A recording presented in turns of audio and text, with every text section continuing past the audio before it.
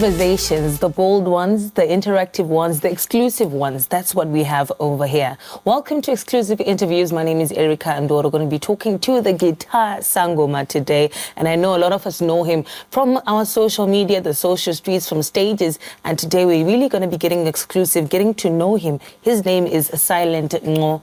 Thank you so much for joining us, and please do correct me, because the last part I do know that patenti verengama, you know, the master lineups kuna silent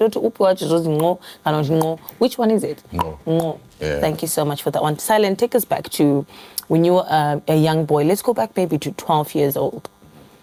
Did you see yourself being this kind of guy? What was your favorite instrument at that time, at that age? Were you even interested in instruments?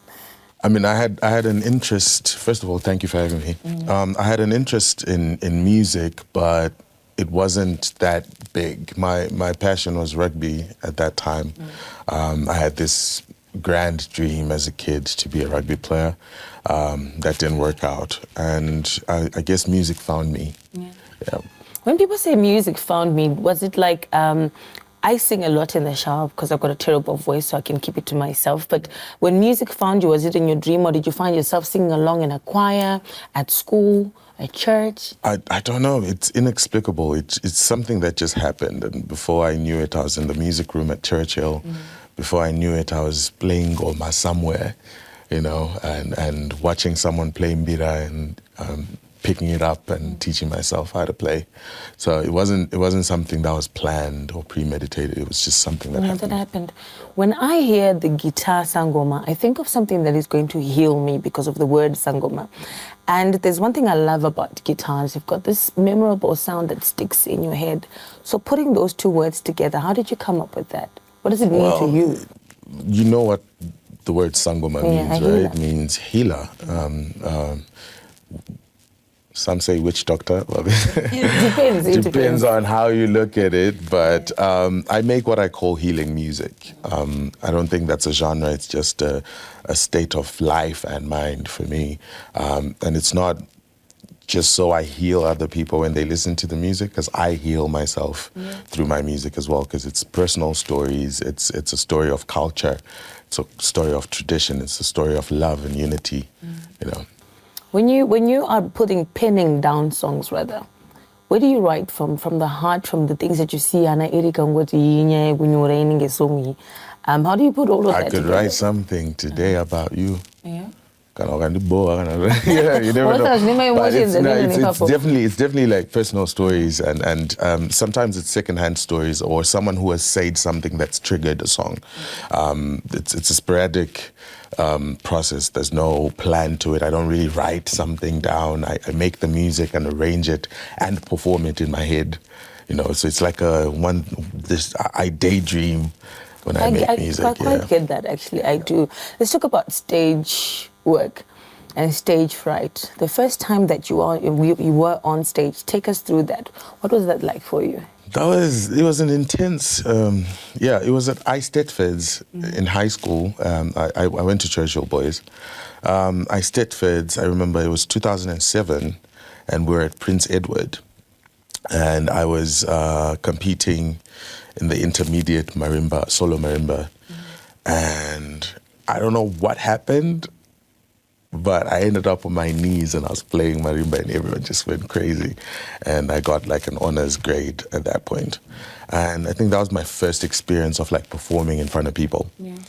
And then after that, I started playing as a drummer for the late Takuma Fika. I also played for Chiwoniso as a guitar player. I played as a percussionist for Jazz Invitation. And I became a session guitar player for a lot of artists in Zim. And, you know, from that, it bred the interest in wanting to songwrite and compose and all of that. And I've co-composed and co-written a lot of songs in the country and outside. 2016, you literally became a world-renowned champion, because, you know, you received an award for that in Hollywood. Take us through that. Coming back home and be like, Mom, like Hollywood. Take us through all of that. I mean, again, like I can't really explain these things, because I'm a person that's just aware, you know, of things happening around me. So You know, I didn't even think I was going to go to LA, but I did, right? And it was through the organization Zikopa, which works for Wukopa, which is the big organization in the US. And yeah, I qualified to represent the country in 2016. I think it was around this time. And yeah, so preliminaries came and I was like, you know, I can't really compete against all these people who are reading music. I'm not formally trained, I'm self-taught, right? So music. yeah, they're What's reading, it's called sight reading. So it's like these noonsy looking things, right? Oh, okay, I get it. I get it. Oh, yes, So I'm competing against all these people and you know, we did the preliminaries. I'm like, you know what? Even if I don't win, I'm in LA. Yeah. let me make the best of it. And then before I knew it, I was in the semifinals, and before I knew it, I was in the finals.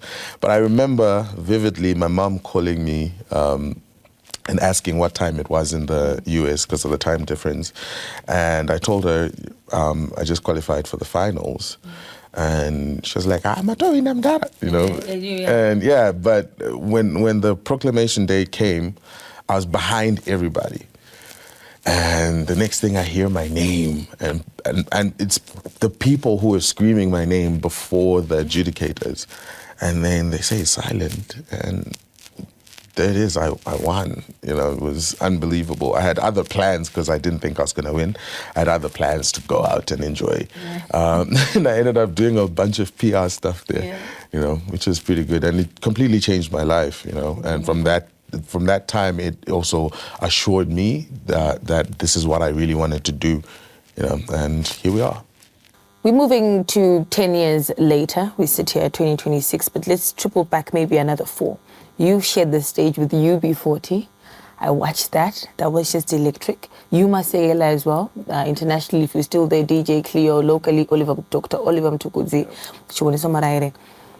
When you are on stage and you're sharing a stage with such heavyweights in the music industry, do you have certain grounding words you say to yourself, or this is what we're going to do, or do you just live in the moment and flow? There's living in the moment, and there's also trusting that God didn't put us here by mistake. So if I, like today, this morning, I'm not here by mistake, so I will represent myself well. But also, I humble myself to the craft to understand that, you know, there are people who've done this before me, and I learn from them. There's a song you released last year, I stand to be corrected, Huya. Because of the industry I'm in, I probably heard the song before. A lot of people did. That beautiful song. Then the song blew up. My question is, did you know that song was going to blow up that hard? Still trending now. I was optimistic, but it's something I'd posted a snippet on TikTok, and it went crazy. But I hadn't finished the song yet, so I knew if I had, you know, done the right thing, you know, something would happen, but I didn't think it was going to be this magnitude. So, of course, with the help of my label, who I work with, who I partner with, Bridge North Music, yeah, we turned it into what it is now. You know, but yeah, it's one of my babies, one of my favorite babies. Then you know, we then got Denga after that. But tell me the pressures that come with doing something good. You see, once you blow up as an artist, do you feel at all the pressure that you need to know, yes, which song am I going to write next? What am I going to write about next? But what happens then? Like I said, the story that I tell is one of love and culture and nurturing. So that pressure is not really my problem. Like I always say, there's an industry politics that I shy away from. I do music for a living, literally. You know, this is my life. My life is based, I'll sleep next to my guitar. You understand? So it's not really a pressure per se, but it's just something that happens, you know. If I end up in a certain room, sometimes I end up in rooms with artists bigger than anyone in our country or whatever, you know what I mean? But it's not, there's never going to be something that I'm pressured to do, you know, for this music thing, because I live it every day. We're going to be getting more exclusive as we get into the second part of exclusive interviews. I'm talking here to the guitar Sangoma, and super ecstatic to be sitting here with him, and we would hope that we all get some edifying notes. Please do not go anywhere. We'll be right back.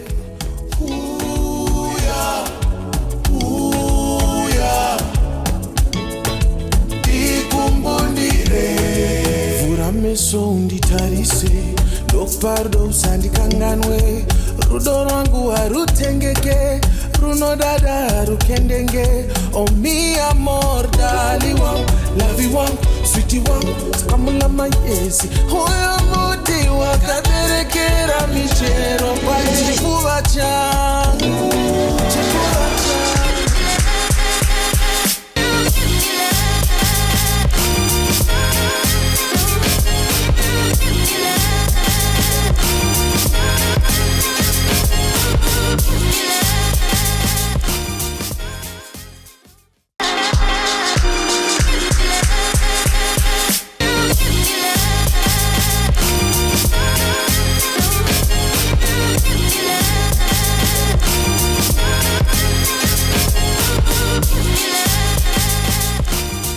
When we are talking exclusive, we're talking about finding out things straight from the heart, the faith, the love, and the reason why we do things. We're speaking to the guitar sangoma right here on Exclusive Interview. Sylent, I'm going to ask you, when you're by yourself before you go to bed at night, what do you say to yourself? What you know what, if this thing has to work because this is my life, like you said. Do you ever have moments where you fear, what if, the art doesn't push, what happens next? Art is endless, it's limitless. It's not just about me, it's about everyone else. So I'm not selfishly trying to do this so it works out for me. I want it to work out for the next generation as well. So if it wouldn't work for me on stage or in the studio or the streams, it'd definitely be someone else that I'm coaching and nurturing to get to where I am or even further. You said earlier on that you would do your best to stay away from industry politics, which I've seen and I do admire actually. If you were to advise another artist in Zimbabwe, don't be involved in certain, I don't know if they do it on purpose or dramatic schemes or whatever, what would you say to make our industry better? I ask this question because you travel a lot and you're more exposed than a lot of other artists that we have currently. Right. So if you were to speak to someone right now and say, just do your art and keep it like this, what would you say? I'd say exactly that. Just do your art. Just do your art. Do your art. Yeah, it's about art. Humble yourself to the craft. Yeah, I like that part. You spoke a lot about your mom earlier, even when we were in the makeup room and now on set. Growing up, especially, I'll speak for myself. Our parents wanted us to be doctors and lawyers. It wasn't making sense. Your mom sounds really supportive of your art. Talk to us about the support you get from your family, you got, or maybe even the lack thereof from other members and friends. Right. I think my parents were just supportive of decisions that I would make because I'd like to believe I was a good child. So they trusted me in my decisions, and I was met with a bit of resistance at the beginning, wanting to choose music as a career path, but it wasn't that difficult to, get them to be okay with me being a musician. And fully support. So my parents have been very supportive. I got my first guitar from my parents. It was a little blue acoustic guitar, and I think that's where the love for the guitar grew. Yeah.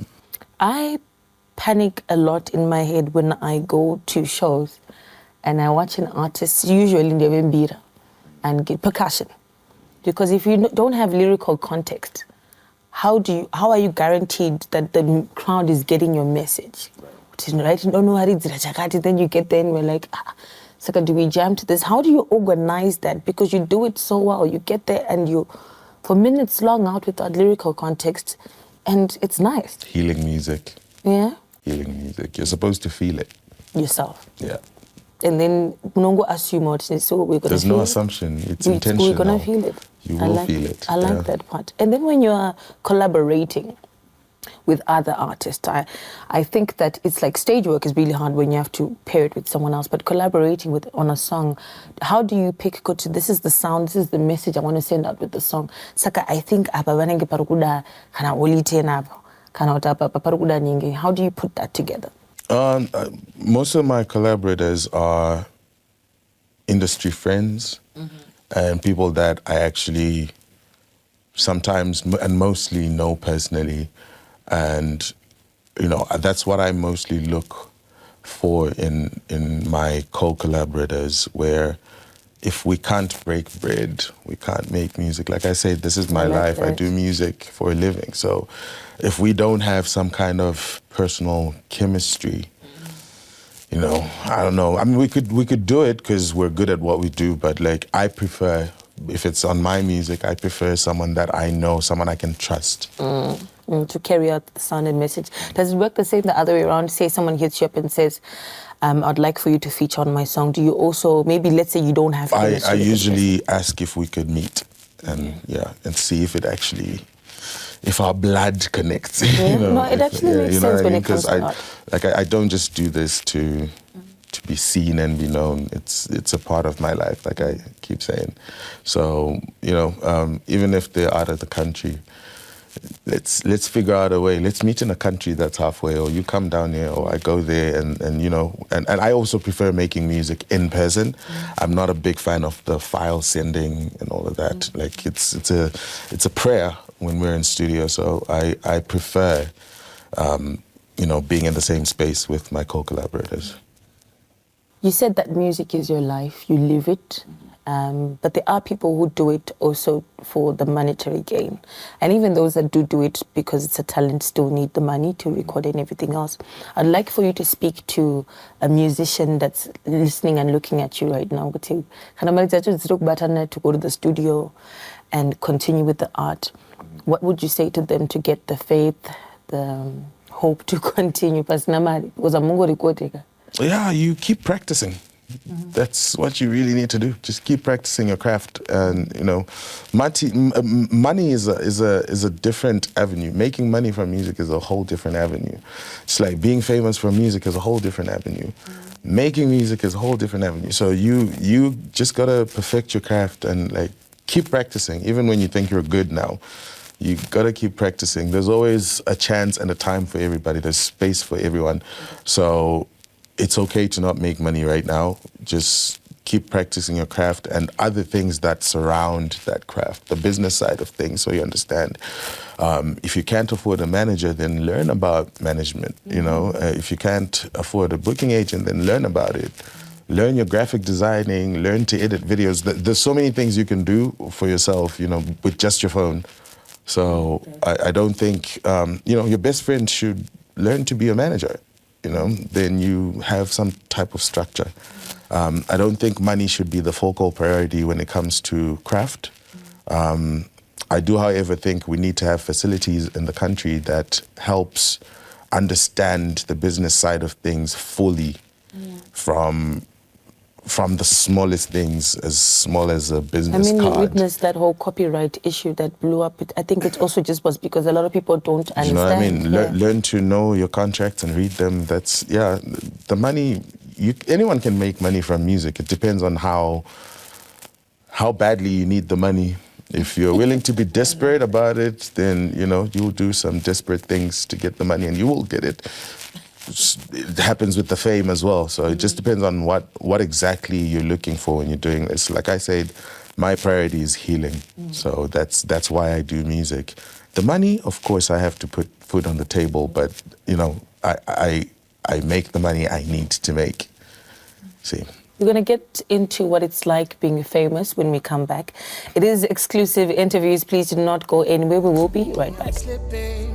Loco, loco, loco, loco, loco, loco.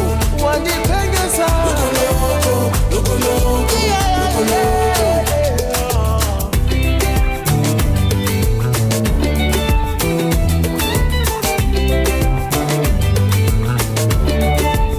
Wandipengesa ndinoda tikure tichembedza nakupenda sana hakuna mumwe akafanana newe chini.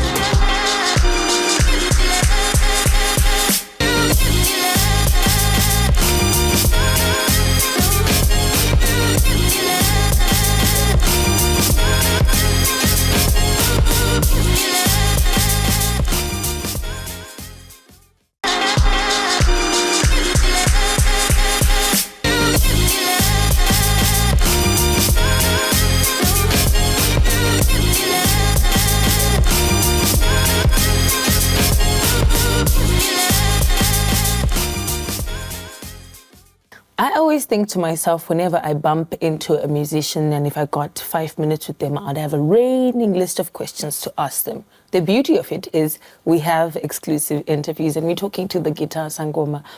Being famous, I always wonder to myself, I think, where do you get the grounding from to say, this art, is about TikTok, but I'm Ningi and I need to stick to this and be humble, be chi. I don't think I'm famous. I know famous people in the country. But no. I'm just a regular kid who wants to do this music thing till I drop. It's not something I still get into the shop. I don't really care for that. I think it's distracting of the grand plan of healing, I shouldn't be, no one should be glorified really. Let's just do the craft. But also the fame, it's an industry on its own, it's not really my thing. So the grounding comes from knowing that I have a mother who is also my biggest cheerleader and she's watching me, so I can't do anything silly. Yeah, I like that. With Bridge North, you mentioned that in a couple of lines as well, while we were speaking, you mentioned that the plan is to, just conquer your dreams in the arts. What does conquering Africa look like to you? Like, if we were to look back, I hope maybe just like next year, and be like, this guy has done it. What does that look like to you? I don't think conquering is the right word, it's just like conquering, extending our reach. Yeah. That's what we're trying to do, and just getting more people to know and understand that there's, many different talents coming out of Zimbabwe, that just need a platform to be seen in other places. So that's the grand plan. We're, trying to do the right thing. Mm-hmm. Whilst we're there, we know of the likes of Davido, I know the likes of Fela Kuti, but you find it's the other way around. You go to countries like Angola, you have to be known mostly for other things apart from music. What do you think that as an arts industry we need to up to make sure that we are also there? We must also have someone in Angola singing a Shona song, the way we are out here singing even Fali Ipupa's songs. We want that in America as well. I think that side is a bit better. So what would you say to your fellow artists and the people in the industry, and even as Zimbabweans, what can we do to promote our art in general? Yeah, I can't speak for everybody else, but like I say, just keep practicing and keep perfecting your craft, and use social media. It's for free. It's just post your stuff, and someone will see you. Someone would want to work with you. I posted something pre-COVID, and Murder from South Africa reached out, and we made a song. I'm on his album, and this is before Huya. This is before anything. It just happens in the DM. Literally in the DMs. The next thing, I'm in South Africa. I'm in his studio. There was still Black Motion then, and we made music together. And that's how I've managed to make music with different people. I put myself out there. I'm not waiting for, a messiah to come and save me. It's my craft, it's my dream, it's my talent. I choose what to do with it. So again, it's not fame chasing or anything. It's just I like doing music and I like experimenting. And I'm in the spaces I am because I put myself out there. The TikTok character, please can we talk about that? I've known you for a couple of years. Then I think for the past 3 years now, you introduced us to the TikTok side of you. It's different because it's so different, because I look at the phone, I'm like, okay. And then you do it so well. It's like a character switch. How did you get there? It's not a character switch. It's what I want you to see.